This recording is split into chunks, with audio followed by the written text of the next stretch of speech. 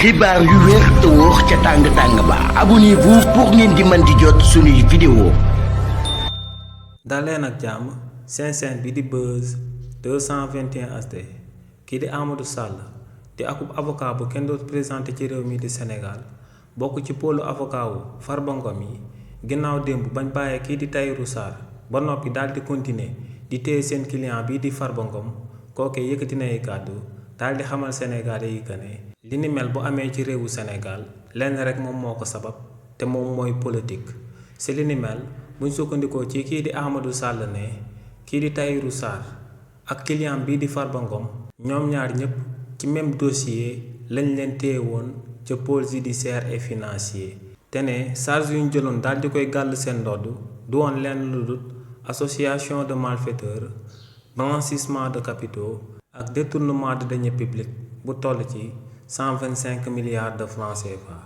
waaye nag ne démb gis nañ lu musta gis ci justice su réewu Sénégal ndax ne démb daal dinañuy bàyyi kii di Tahirou Sarr ba noppi continuer di téye ci kaso bi seen client bii di Farba Ngom te ne ñaar ñooñee ñoo bokk même dossier nee nag li ni mel bu antoo ku ko sabab du kenn ku dul procureur de la république ne kookee moom moo daal di contester ndogal bi nga xam ne moom la juge buñ daal di dénk dossier bi daal di jël daal di jébbal kii di Tahirou Sarr akub liberté provisoire waaye tamit daal di dénk akub liberté provisoire seen client bii di Farba Ngom waaye nee nag ginnaaw ba